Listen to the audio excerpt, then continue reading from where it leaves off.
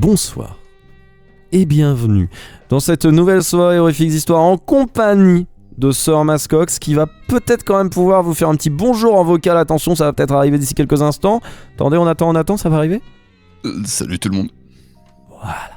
Il est avec nous évidemment ce soir pour la première fois depuis un petit moment, donc n'hésitez pas à en profiter, c'est-à-dire regarder intensément le live, parce que je sais que d'habitude vous mettez que le son et vous coupez la vidéo. Cette semaine, pensez à laisser la vidéo quand même, parce que ça va être beau, parce que c'est toujours... Enfin beau, Mascox dit que c'est pas beau ce qu'il fait. Bon, je suis pas d'accord, de toute façon, j'ai coupé son son, il peut pas dire non, c'est très beau ce qu'il fait. Voilà, il vient de faire oui, non dans mon oreille, ça me bute. Et du coup, sur ce bordel gigantesque, bonsoir à toutes et tous, et bienvenue dans cette nouvelle Horrifiques Histoires. Enfin, Horrifiques Histoires au singulier.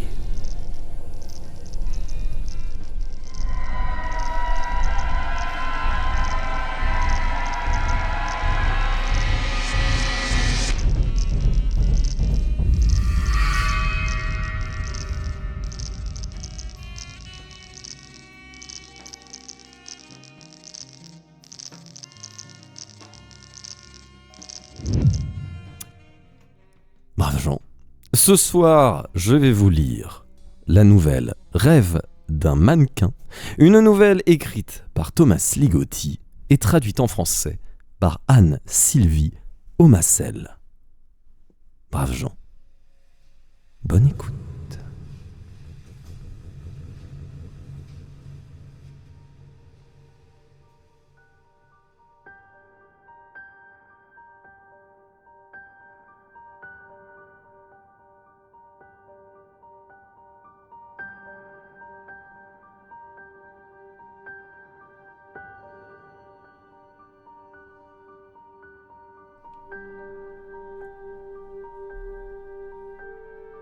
Il y a quelque temps, un mercredi après-midi, une jeune fille s'est présentée dans mon cabinet pour sa première séance.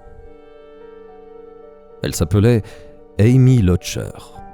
Et ne m'as-tu pas confié avoir autrefois possédé une poupée qui portait ce nom ? Au vu des circonstances actuelles, je ne crois pas que le fait de mentionner son vrai nom dans la description que je vais te faire de son cas constitue une violation par trop grossière de la déontologie. Ma chère amie, assurément, il y a plus entre nous qu'une simple question de morale professionnelle.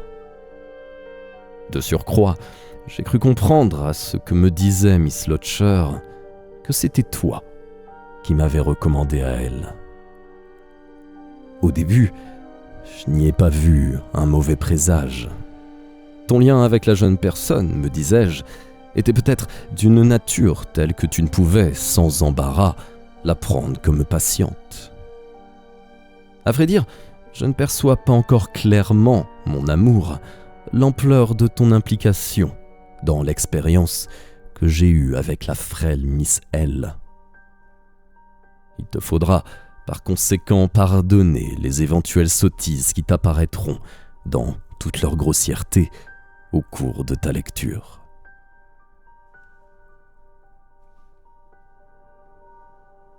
L'impression initiale que m'a donnée Miss Lotcher tandis qu'elle s'installait, presque en Amazone, dans un fauteuil de cuir face à moi, était celle d'une jeune femme nerveuse, mais pour l'essentiel, pleine d'assurance. Son style vestimentaire, ai-je remarqué, reflétait largement ce classicisme dont tu te fais généralement l'avocate. Je ne m'attarderai pas sur le début de notre première séance ici. Si tu daignes en exprimer l'envie, nous pourrons en parler, ainsi que d'autres choses, le samedi qui vient, à dîner. Après une brève conversation préliminaire, nous nous sommes concentrés sur ce que Miss Lotcher appelait le « facteur déterminant » de sa visite à mon cabinet. Il comprenait, comme tu le sais peut-être, un rêve qu'elle avait fait à plusieurs reprises pendant environ un mois. Je vais ci-dessous rapporter les événements qui constituaient ce rêve à partir de l'enregistrement que j'ai effectué de notre séance du 10 septembre.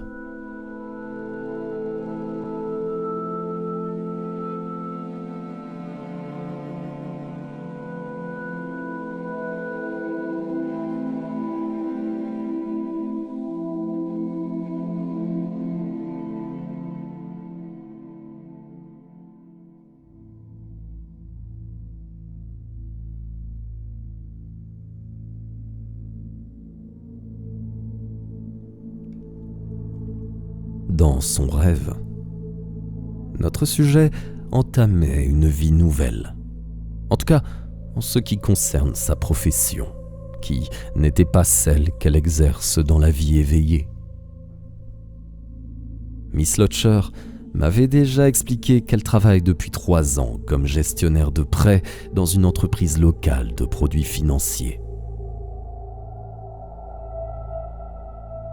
Dans le rêve, cependant, elle est employée d'un magasin de prêt-à-porter haut de gamme, et cela depuis de longues années.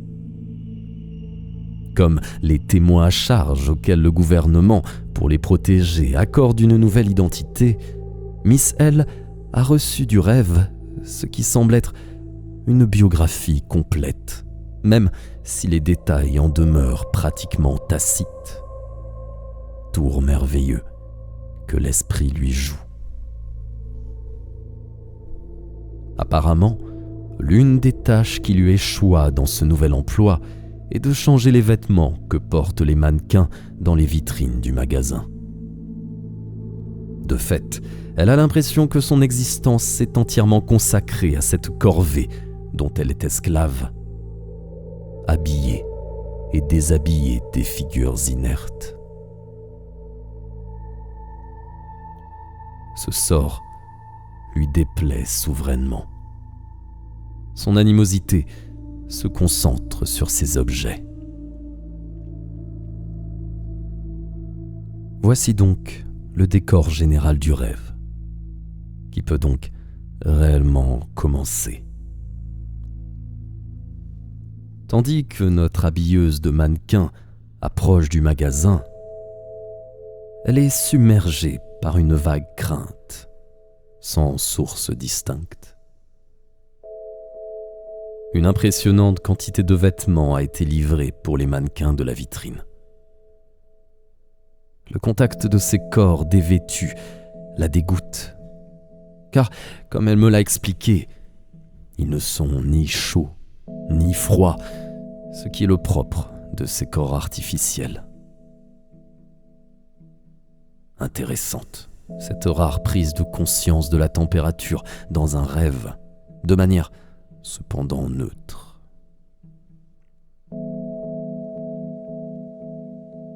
Les belles au bois dormant, il est temps de vous habiller.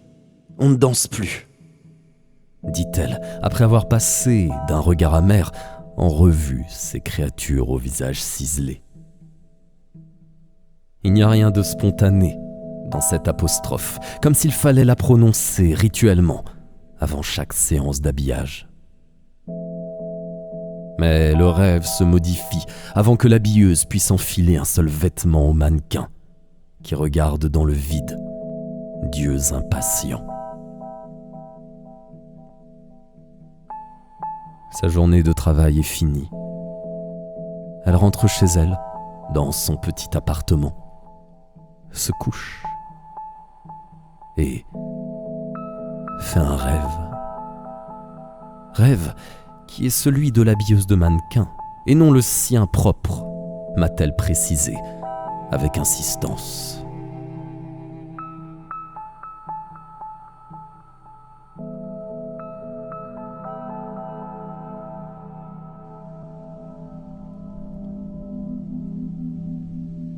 L'habilleuse de mannequin rêve qu'elle est dans sa chambre.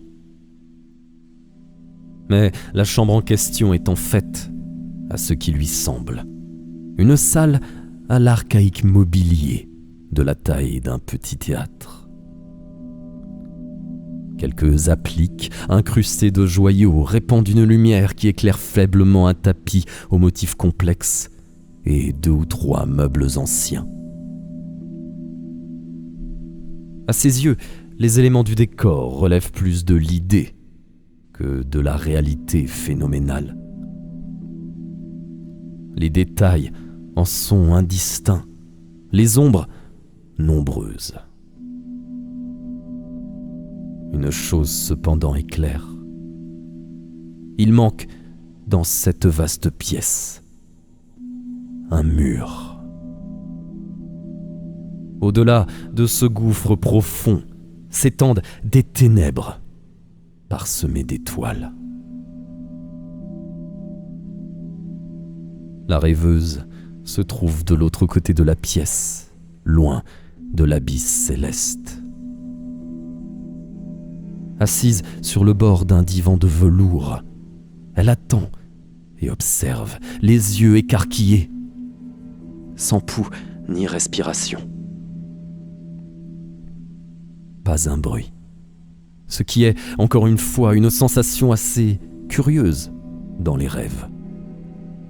Ce silence, d'une certaine manière, électrifie le rêve, le parcourant d'étranges courants énergétiques qui trahissent une présence invisible et démoniaque.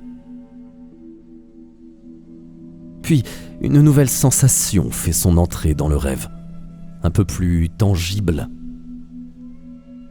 Du paysage stellaire semble venir un courant d'air glacial qui pénètre la pièce.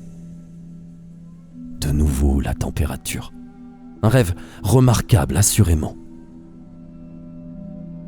Une fois encore, notre rêveuse est saisie par une crainte prémonitoire dont l'objet lui est inconnu. Sans bouger de son siège, pourtant inconfortable, elle parcourt la pièce des yeux, à la recherche de ce qui peut bien causer cette terreur. Son regard ne peut pénétrer dans de nombreux recoins, comme un tableau qu'on aurait gribouillé par endroits. Cependant, rien de ce qu'elle voit n'est particulièrement effrayant, si bien qu'elle se sent un temps soulagée. Puis, l'inquiétude la reprend lorsqu'elle se rend compte, pour la première fois, qu'elle ne s'est pas retournée. Du reste, elle en est physiquement incapable, à ce qui lui semble.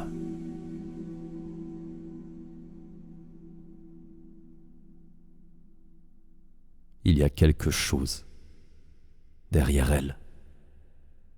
Elle en a l'horrible certitude. Quoi ? Elle le sait presque.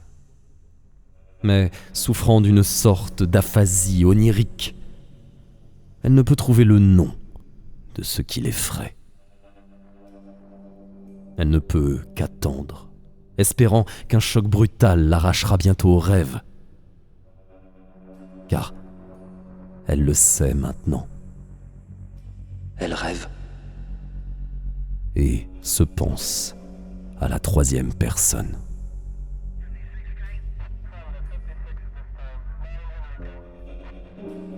Ces 2 mots, elle rêve, servent en quelque sorte de leitmotiv à la situation, légende inscrite au bas du rêve, mots réitérés par des voix dont les échos rebondissent çà et là dans la pièce, devises imprimées sur des bandelettes de fortune cookies dissimulées dans le tiroir d'un bureau et disques rayés se répétant sans cesse sur un vieux Victrola dans la tête de la rêveuse. Puis, tous les mots de cette monotone description quittent leurs sources respectives, se rassemblent et, telle une nuée d'oiseaux, se posent derrière la rêveuse, dans son dos, là. Là, il pépille quelques minutes, comme sur les épaules pétrifiées d'une statue dans un parc. C'est ainsi que les choses apparaissent à la rêveuse, y compris la comparaison avec la statue. Quelque chose qui y ressemble s'approche d'elle. Chose qui dégage une aura de tension dynamique de plus en plus intense au fur et à mesure de sa progression, marquée par l'ombre qui s'étend sur le sol.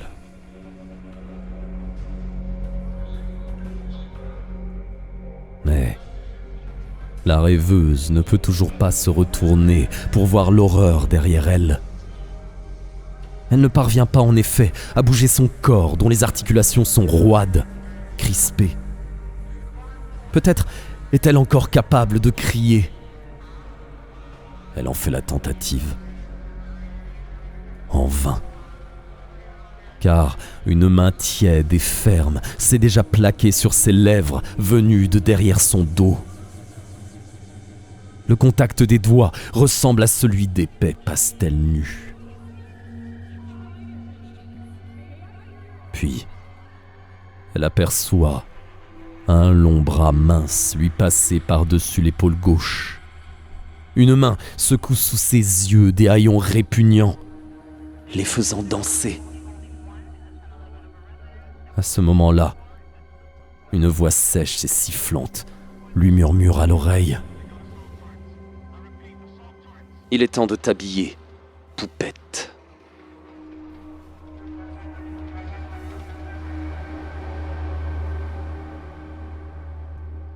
Elle essaye de détourner les yeux, la seule partie de son corps qu'elle peut mouvoir.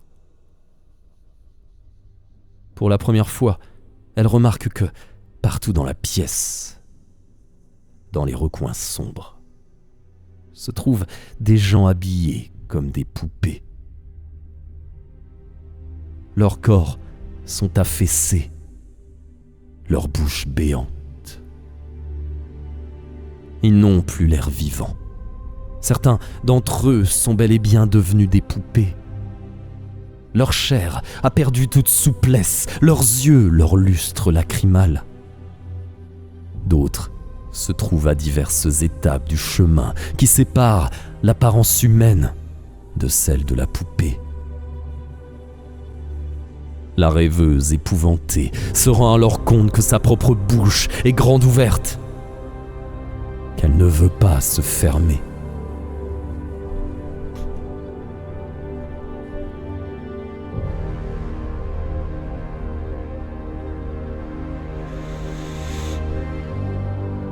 Pourtant, secouée par les tremblements de l'inconnu, elle peut enfin se retourner et faire face à la présence qui la menace. Le rêve, alors, s'enfle en un crescendo destructeur. Elle se réveille. Mais ce n'est pas dans le lit de l'habilleuse de mannequin de son rêve dans un rêve. Elle est en fait transportée directement dans les draps froissés et cependant bien réels de la gestionnaire de prêt. Ne sachant pendant un moment où elle se trouve ni qui elle est, sa première réaction au réveil est de poursuivre le geste du rêve. Elle se retourne donc et regarde derrière elle. L'hallucination hypnopompique qui a suivi lui a donné l'impression qu'elle était, temporairement du moins, privée de raison. Ce qu'elle a vu alors était un peu plus qu'un simple mur vide. Car de cette surface blanchie par le clair de lune, saillait le visage d'un mannequin femme. Et ce qui a particulièrement frappé Miss Lotcher dans cette vision, et là nous pénétrons plus avant dans des royaumes déjà fort troubles, c'est que le visage ne s'est pas fondu dans la surface du mur, comme le font généralement les projections d'après-sommeil. Il lui a en fait semblé que ce masque, en un mouvement souple, s'était retiré dans le mur. Ces cris ont provoqué un attroupement, plusieurs voisins s'en étant vivement inquiétés.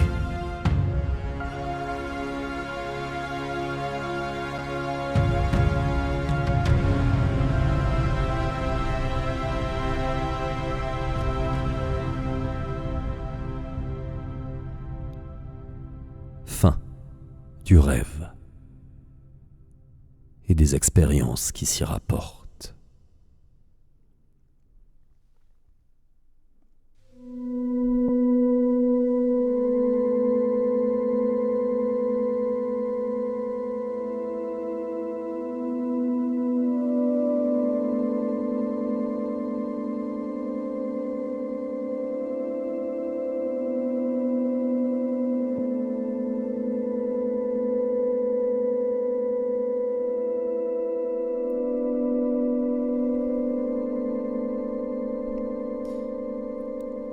Bien, ma chérie, tu imagines sans peine, je crois, la manière dont j'ai réagi à l'étrange récit qui précède.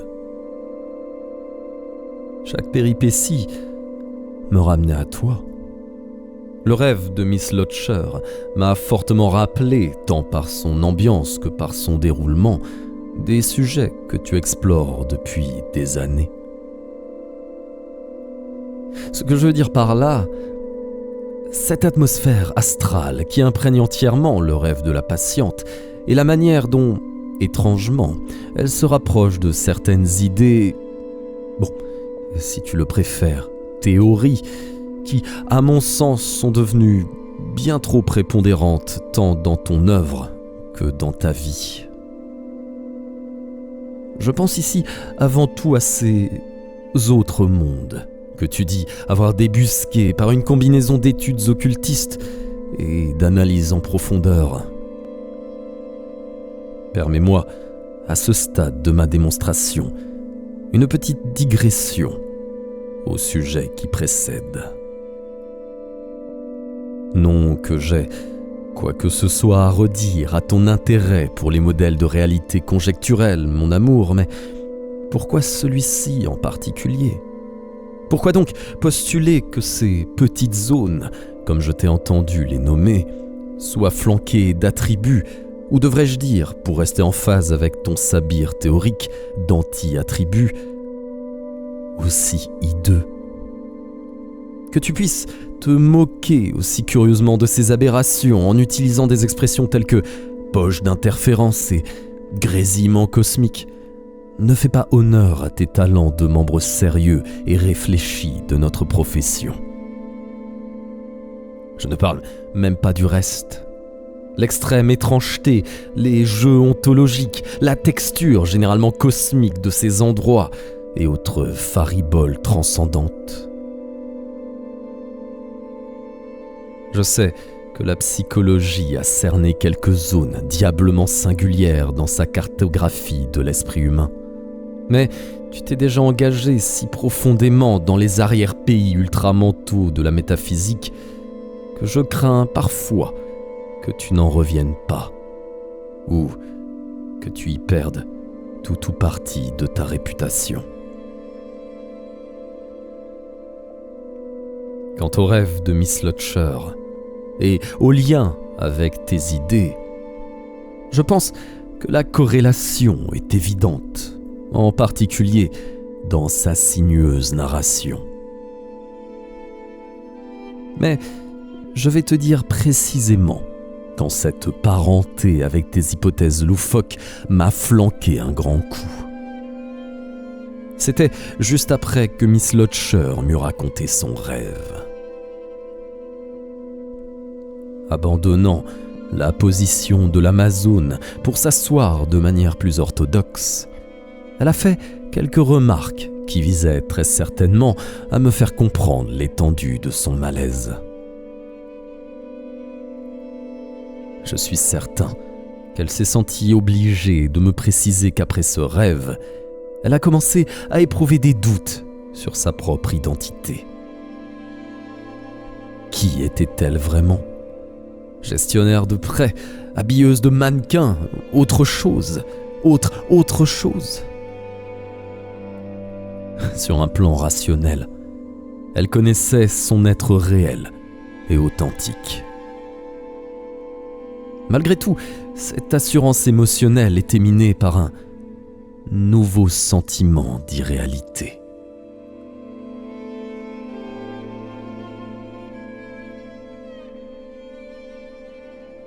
Tu dois certainement savoir comment les contorsions existentielles dont je viens de parler correspondent à ces harcèlements du moi, ainsi que tu baptises ces phénomènes.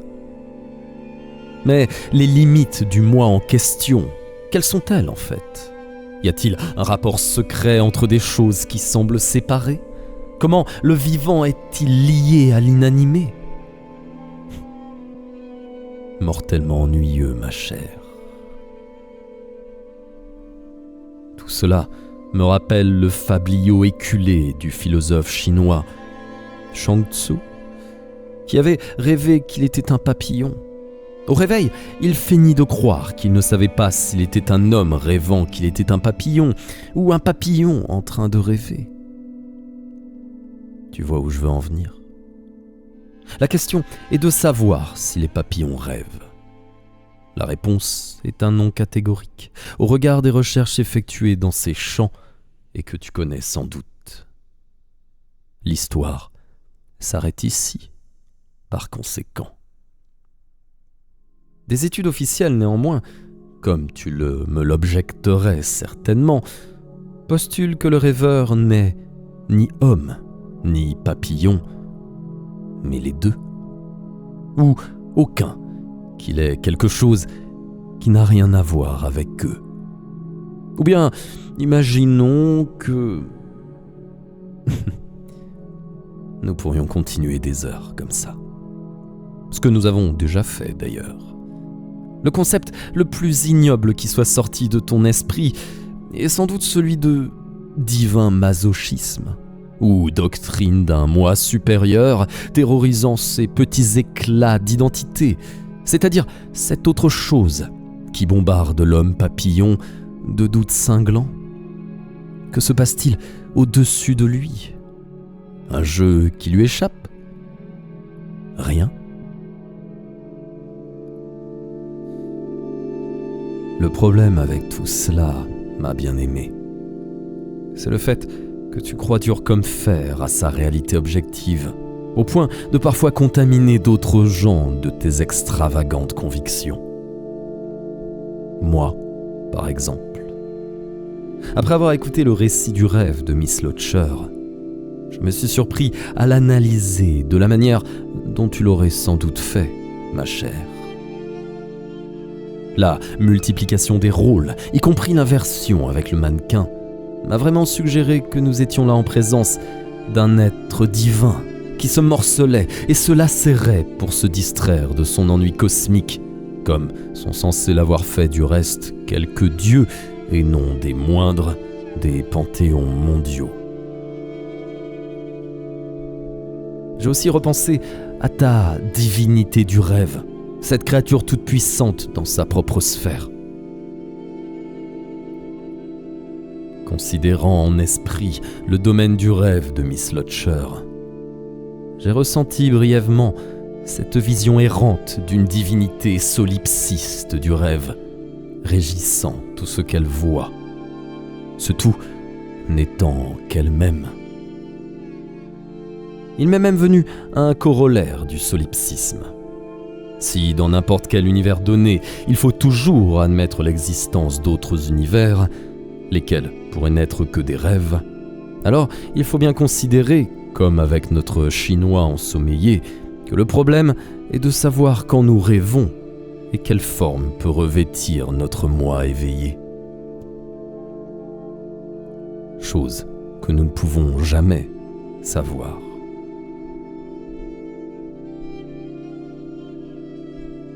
Le fait que l'immense majorité des penseurs rejettent la théorisation du solipsisme incite fortement à le considérer comme non réel. Et après tout, le sentiment de dissociation d'avec la réalité ne s'empare des individus que lorsqu'ils sont dans leur état conscient.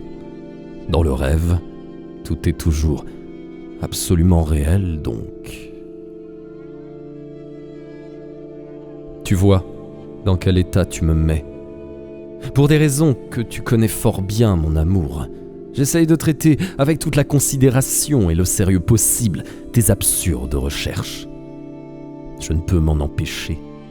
Mais je crois qu'il est assez malhonnête de vouloir influer sur l'esprit d'une personne innocente telle que Miss Lodger. Je l'ai hypnotisée, devrais-je t'avouer. Et le témoignage inconscient qu'elle m'a livré semble assez fortement t'accuser. Cette hypnose, elle l'a quasiment exigée. Ainsi, pensait-elle, la source de ses soucis serait facilement dévoilée. Il y avait une telle frénésie dans son insistance que j'ai accédé à son désir. En a découlé une découverte qui doit tout au hasard.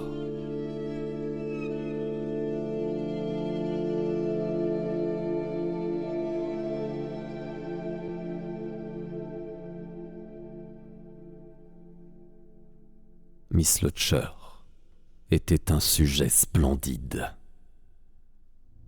Durant l'hypnose, nous nous sommes bornés à explorer les secrets de son rêve. Son interprétation mesmérisée était incroyablement conforme au récit qu'elle m'en avait fait précédemment, à une seule et importante exception, dont je vais reparler dans quelques minutes. Je lui ai demandé de se concentrer sur les sensations qu'elle avait ressenties pendant le rêve et sur l'impression qu'elle avait pu avoir de comprendre ce qu'elle rêvait.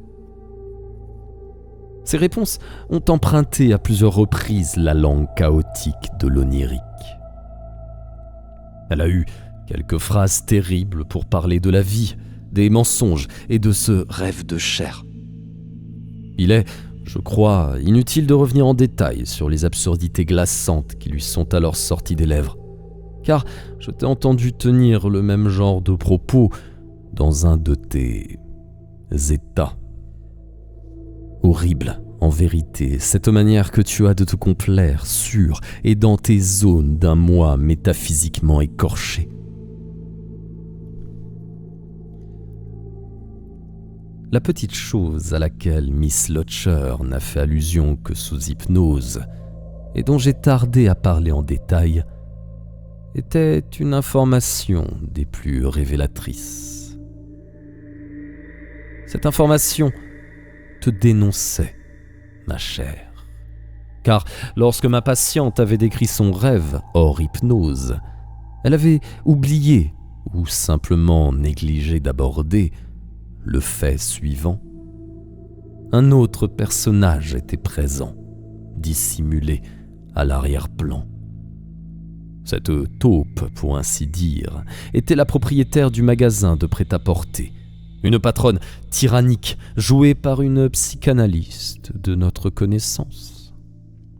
Non que tu sois jamais monté sur scène, ne serait-ce que pour une simple apparition en guest star. Mais sous hypnose, Miss Lodger a fait, au passage, une remarque sur l'identité de la tyrannique patronne qui figurait dans le rêve de son moi employé, donnée qui faisait partie des nombreuses suppositions sous-jacentes au rêve. Tu étais donc très chère, présente dans le récit sous hypnose de la demoiselle, et pas seulement en esprit. Cette révélation m'a été d'un grand secours lorsque j'ai récapitulé les différentes preuves à charge contre toi. Cependant, la nature de celle-là était telle que je ne pouvais pas écarter la possibilité d'une complicité entre Miss Lodger et toi. Je me suis donc abstenu d'interroger ma nouvelle patiente sur vos relations, et je ne lui ai rien dit de ce qu'elle m'avait révélé sous hypnose. Mon hypothèse était la suivante. Miss Lodger était coupable jusqu'à ce que j'obtienne la preuve de son innocence. Il y avait d'autres pistes cependant, d'autant que je me suis bientôt rendu compte de la très inhabituelle sensibilité de Miss Lodger à l'hypnose. Ma douce bien-aimée, ne peut-on envisager que l'incroyable rêve de ma patiente ait été provoqué par l'une de ces suggestions post-hypnotiques pour lesquelles tu as tant de doigté. Les expériences en la matière, effectuées en laboratoire, sont parfois, je le sais, étrangement probantes. Et l'étrange est, sans conteste, ta spécialité. Une autre hypothèse implique l'étude de la télépathie onirique, sujet qui est loin de te laisser indifférente. Que faisais-tu donc la nuit durant laquelle Miss Lotcher a subi son supplice par le rêve ? Tu n'étais pas avec moi, ça je le sais. Et combien parmi les eidolas apparus sur l'écran mental de ma pauvre patiente ont été projetés d'une source extérieure ? 2 questions, parmi une foule d'autres, tout aussi singulières et qui, ces derniers temps, me paraissent devoir être posées. Les réponses à ces questions me permettraient seulement de savoir comment le crime a été commis. Quid du motif ? Nul besoin pour résoudre ce point-là d'avoir recours à des ressources surnaturelles. Tu es prête à tout, je crois, pour imposer tes théories au reste de l'humanité, de manière répréhensible à tes patients, avec une insistance odieuse à tes confrères, et non sans affection, je l'espère, à moi-même. Il est sans doute terrible pour une visionnaire solitaire de ton espèce d'être condamnée au silence et à l'indifférence. Mais le chemin que tu as choisi de suivre est si peu conventionnel que les candidats volontaires au voyage en ces zones d'illusion délibérée sont rares. Je le crains fort. Ce qui nous ramène à Miss Lotcher. À la fin de notre première et dernière séance, je n'avais toujours pas tranché. Était-ce de son plein gré qu'elle était ton émissaire ? Ou n'en était-elle pas consciente ? Par conséquent, je n'ai rien dit sur le rôle que tu jouais dans ce récit mystérieux. Du reste, elle n'a pas dit un mot à ton sujet, hormis sous hypnose. Quoi qu'il en soit, cette première séance a été plus rude et plus longue que d'ordinaire, et ma nouvelle patiente s'en est retrouvée tout aussi tendue qu'au début de notre entretien. Non sans raison, elle m'a demandé une ordonnance. De même que le docteur Bovary s'était efforcé d'atténuer les rêves oppressants de sa femme en lui proscrivant de la valériane et des bains de camphre, j'ai fourni à Miss Lotcher un programme destiné à la rasséréner, programme qui comprenait du Valium et quelques compagnies. Ingrédient que je nous conseille également, ma poupette. Après quoi, nous avons pris rendez-vous pour le mercredi suivant, même heure. Miss Lotcher semblait fort reconnaissante, mais pas assez cependant, d'après ma secrétaire, pour régler la consultation. Et attends donc de savoir où elle souhaitait que nous lui envoyions la facture.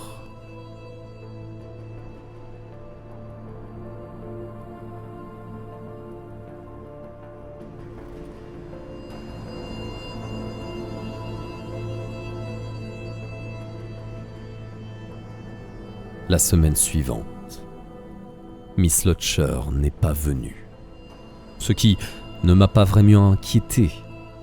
Tu le sais, de nombreux patients, une fois munis de leur ordonnance et d'une unique séance de thérapie, estiment qu'ils n'ont plus besoin d'aide. Simplement, j'avais entre-temps conçu un intérêt si vif pour le cas de Miss Lotcher que j'étais profondément déçu de ne pouvoir y travailler plus avant. Après qu'un quart d'heure s'est écoulé sans qu'apparaisse la patiente, j'ai prié ma secrétaire d'appeler Miss Lotcher au numéro qu'elle nous avait donné. Mon ancienne secrétaire, qu'elle repose en paix, aurait pris son téléphone sans que je le lui demande. La nouvelle n'est pas aussi efficace que tu me l'avais promis, docteur. Je n'aurais pas dû te laisser l'introduire dans mes locaux, Mais je suis seul coupable, non ? Maggie est entrée dans le cabinet quelques minutes plus tard, après avoir essayé de joindre Miss Lotcher, j'imagine. Avec une insolence assez mystérieuse, elle m'a conseillé de composer moi-même le numéro, déposant sur mon bureau la fiche de notre nouvelle patiente. Puis, elle est sortie sans prononcer un autre mot. Quel culot elle a, cette gamine, qui ira bientôt l'exercer ailleurs.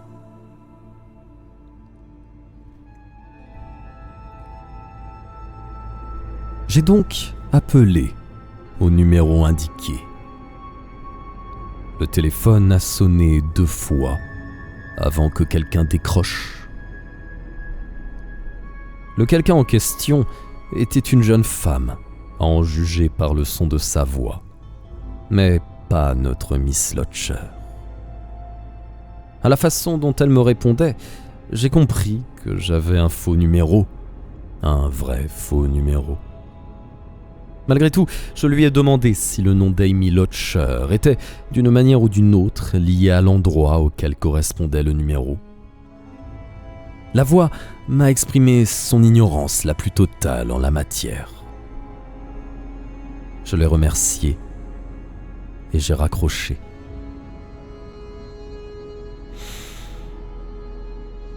Tu m'excuseras, ma belle, mais j'ai alors commencé à me dire que j'étais peut-être victime d'une supercherie. Maggie ? Ai-je demandé par la ligne interne à ma secrétaire. Combien d'autres rendez-vous avons-nous cet après-midi ? Un seul. M'a-t-elle répondu. Puis, sans que je lui pose la question, Mais je peux le reporter si vous le souhaitez. tel était le cas, lui ai-je répondu, ajoutant que j'allais m'absenter le reste de l'après-midi. J'avais en fait l'intention de rendre visite à Miss Lotcher, dont l'adresse, fausse aussi sans doute, figurait sur sa fiche. Je me doutais que ces coordonnées me conduiraient sans doute vers la zone géographique que désignait également le faisceau de connexion électronique du faux numéro de téléphone. Bien sûr, j'aurais pu m'en assurer sans quitter mon cabinet. Mais, te connaissant, ma douce, j'ai préféré procéder à une visite en personne. Et je n'avais pas tort. Miss Lotcher était censée vivre à une demi-heure en voiture, dans une banlieue cossue à l'opposé de celle où se situe mon cabinet. Au fait, pourquoi ne pas déménager le tien, très cher ? À moins, ce que tu m'objecteras sans doute, que tu n'aies réellement besoin de rester à proximité d'une source d'ondes malade qui ne cesse de se propager sur les fréquences du désordre et du sordide.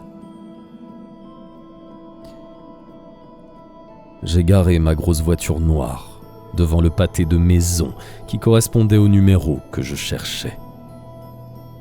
Au beau milieu du quartier commerçant de la dite banlieue. C'était donc mercredi dernier, si tu t'en souviens, une journée parfaitement catastrophique sur le plan météorologique. Splendide détail, qui pour moi cependant ne compte pas au nombre des coïncidences qui émaillent mon aventure, toutes orchestrées de ta main. Le matin avait été sombre et lugubre. En fin d'après-midi, le crépuscule était si prématurément apparu qu'on avait l'impression déjà de voir des étoiles au ciel. L'orage menaçait et l'air était, comme il se doit, électrifié par une sensation prédiluvienne. Les vitrines luisaient d'un éclat doux. Sur mon passage, une bijouterie a scintillé dans la pénombre menaçante. Mais est-il besoin de décrire plus en détail l'atmosphère de la journée, mon cher amour ? Je voulais simplement te montrer à quel point j'étais sensible à cette sorte bien distincte de prémonition dont je sais que tu es avide. À quel point, de même, j'étais mûr pour la comédie qui allait suivre.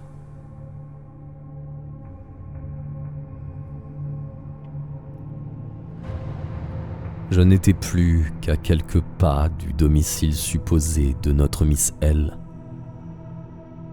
Je savais parfaitement ce que j'allais y trouver. Jusqu'ici, pas de surprise. Lorsque je levai les yeux vers l'enseigne du magasin, j'entendis une voix de jeune femme me susurrer au téléphone ces deux mots. Mademoiselle Fashions. Le magasin, n'est-ce pas, où il me semble que tu te procures la plupart de tes ravissantes toilettes? Mais j'anticipe au rythme de mes attentes.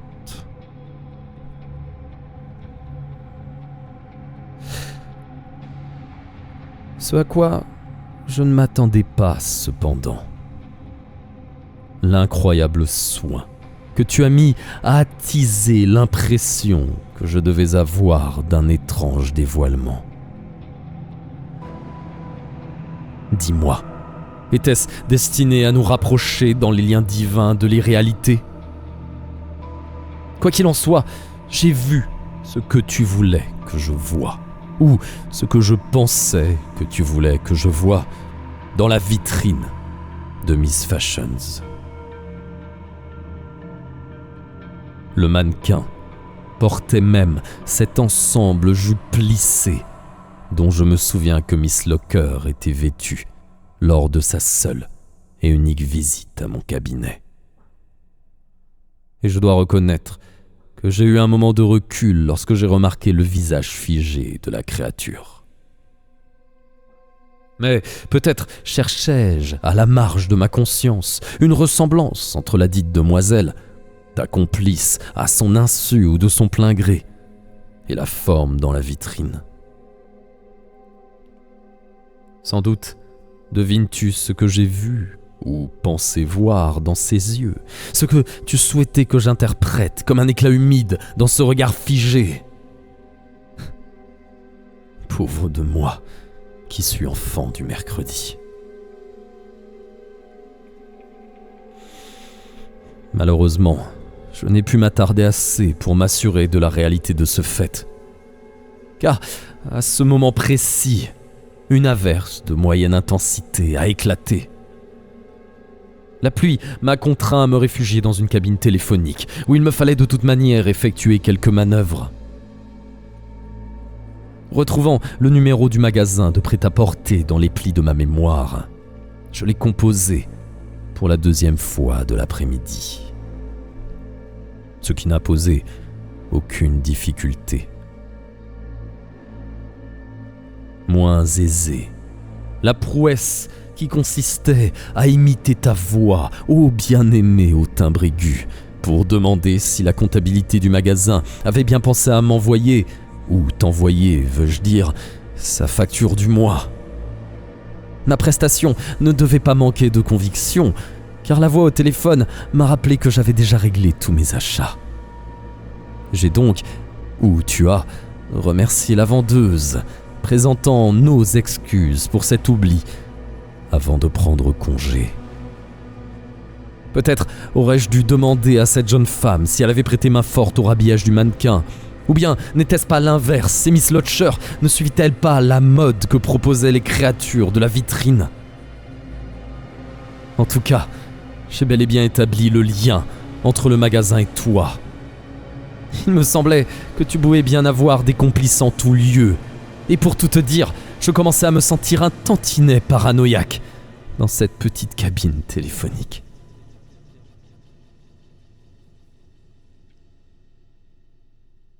Quand je me suis décidé à courir jusqu'à ma voiture, la pluie avait redoublé. Quelque peu trempé, je suis resté assis dans l'habitacle un moment pour essuyer mes lunettes à l'aide d'un mouchoir.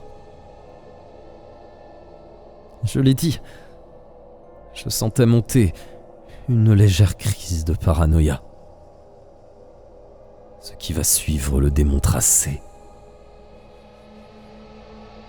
Pendant que j'essuyais mes lunettes, j'ai cru voir un mouvement dans le rétroviseur.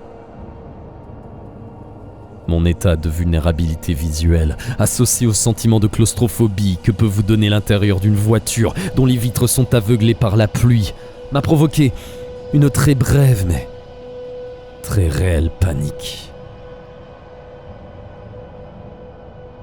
J'ai promptement chaussé mes lunettes et découvert qu'il n'y avait ni personne, ni rien sur le siège arrière.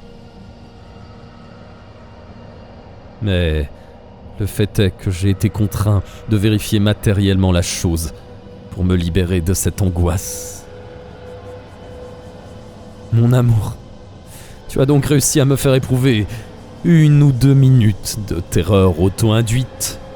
Moment durant lequel je suis, moi aussi, devenu complice de la conspiration mystique qui prône la traîtrise de l'univers. Bravo! Tu as de fait réussi, de même, en supposant que mes suppositions sont exactes, à me balancer au bout d'une cordelette dont tu tiens l'autre extrémité dans tes doigts de fée.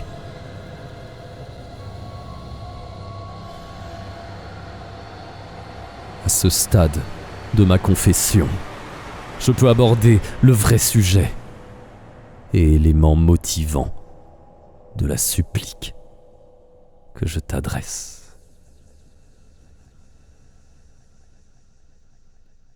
Ils ont bien moins à voir avec Amy Lotcher qu'avec nous deux, ô ma très chère. Je t'en prie, écoute-moi d'une oreille compatissante et avant tout patiente.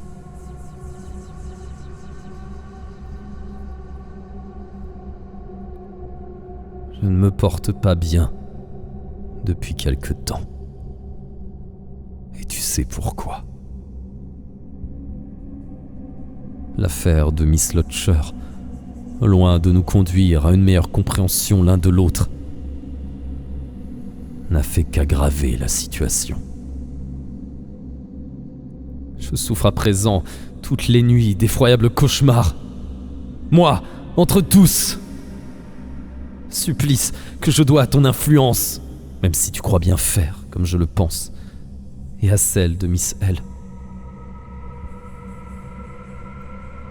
Je vais, si tu le permets, te décrire l'un de ces cauchemars. Ce qui les décrit tous. Je te promets que ce sera là le dernier récit de rêve.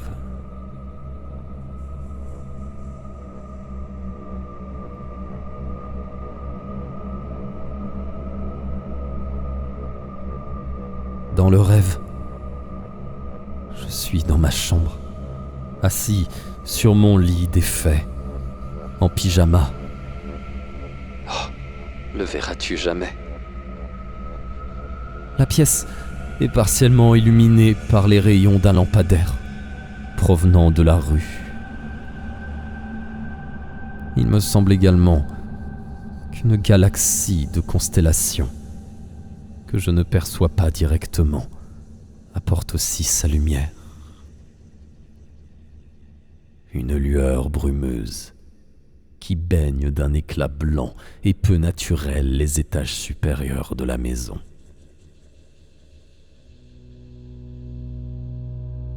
Il faut que j'aille aux toilettes.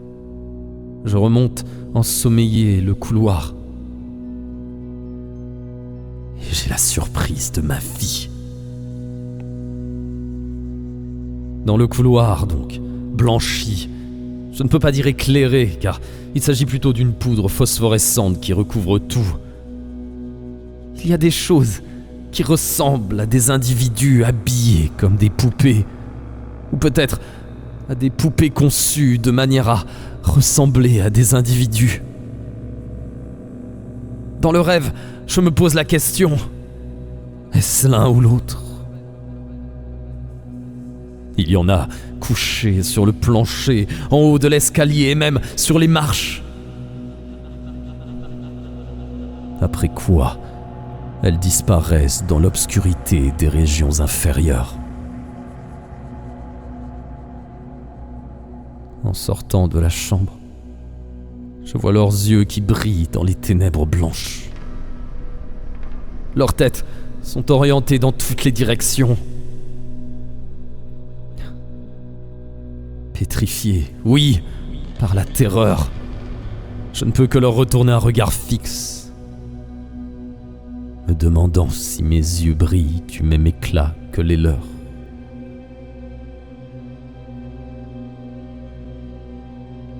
Puis, l'une de ces créatures affaissée contre le mur à ma gauche tourne la tête d'un mouvement saccadé de son petit cou raide et me regarde droit dans les yeux. Pire encore, elle me parle. Sa voix est une parodie atroce du langage humain. Plus affreux que tout cela, les mots qu'elle prononce.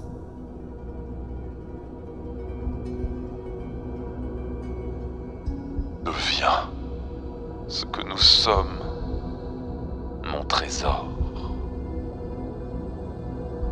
Meurs en nous.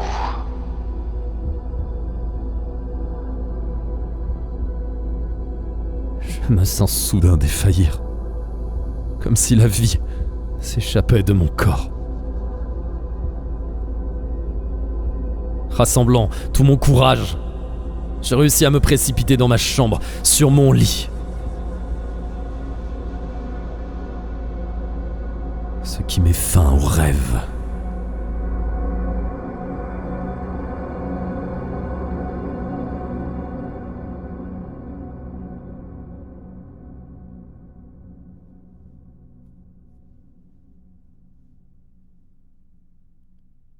Lorsque je me réveille, hurlant, mon cœur bat comme un fou enfermé dans ma cage thoracique.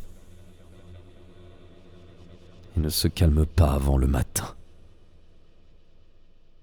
Ce qui est fort inquiétant car les études qui lient cauchemar et arrêt cardiaque ne sont pas complètement inexactes. L'incube imaginaire qui se tapit sur les poitrines peut faire beaucoup de mal, médicalement parlant, à certaines pauvres âmes. Et je n'ai aucune envie de devenir l'une d'entre elles.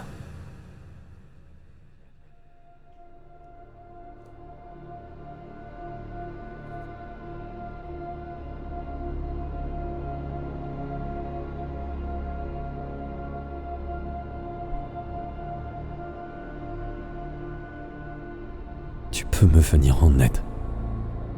Oh mon trésor. Tu n'avais, je le sais, pas prévu un tel dénouement. Mais le scénario que tu as mis au point avec l'assistance de Miss Lodger commence vraiment à me saper. Bien sûr, consciemment, je reste sur mes positions. Lesquelles sont, comme je l'ai déjà dit, que tes recherches sont tout simplement absurdes. Mais, inconsciemment, tu sembles m'avoir rendu sensible à une strate d'abjecte épouvante. Tes théories, je veux bien le reconnaître, constituent une métaphore psychique d'une grande force. Pas plus. Mais, c'est déjà beaucoup, non ? Ça l'est en tout cas assez pour m'avoir donné l'envie de t'écrire cette lettre qui, je l'espère, retiendra ton attention là où tous les autres moyens que j'ai pu employer ont échoué.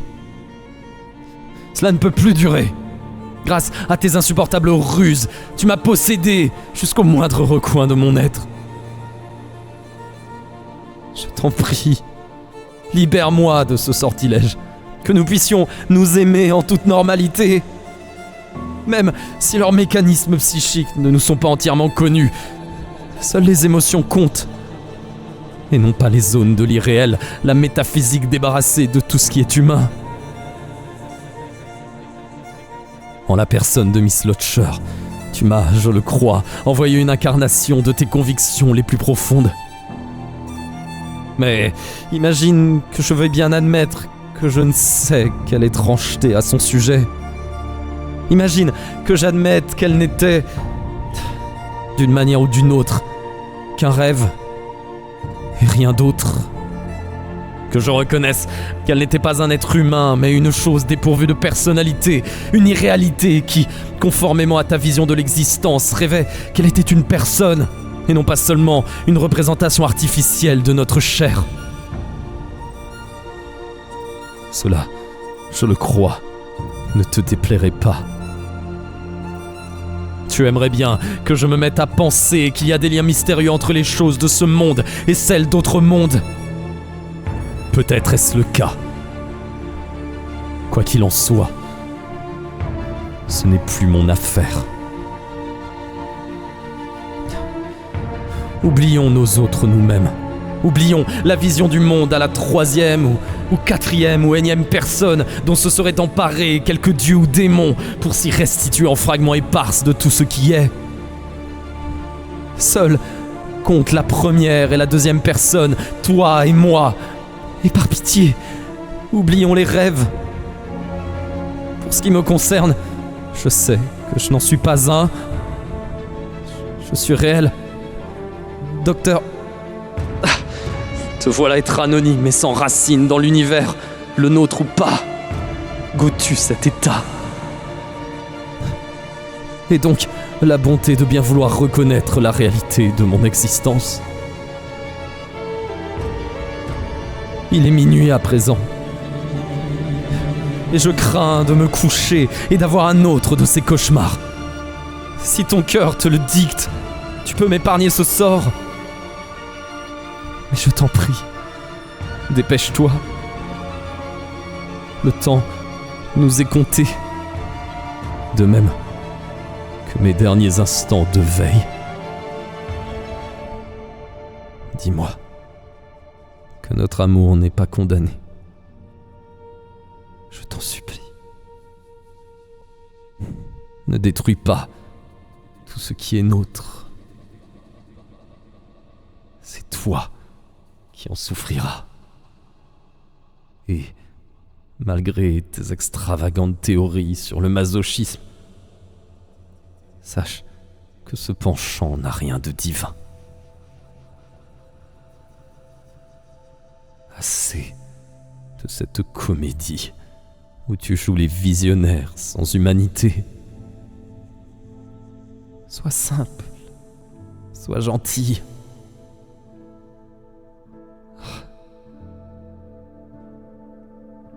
Je suis mort de fatigue. Je vais devoir te quitter pour la nuit, sans te dire adieu, mon stupide amour. Écoute-moi, dors de ton curieux sommeil et rêve des plusieurs, de toutes les autres choses qui sont toi et qui sont moi, et qui ne sont ni l'un ni l'autre. Réveille-toi au milieu des poupées de tes rêves, qui sont leurs rêves aussi. Meurs en elles et laisse-moi tranquille. Je reviendrai te chercher plus tard. Alors, tu pourras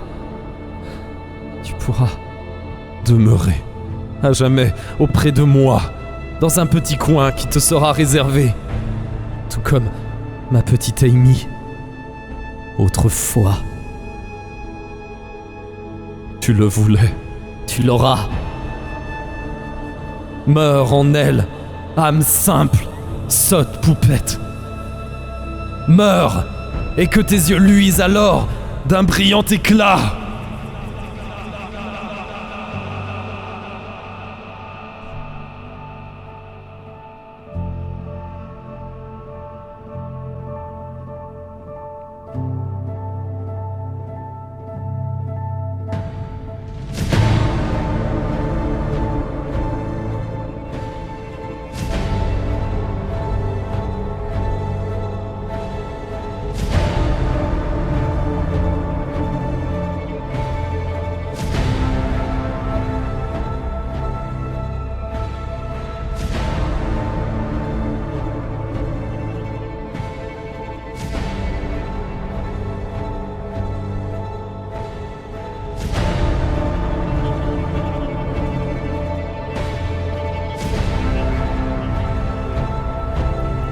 c'est une fin d'histoire.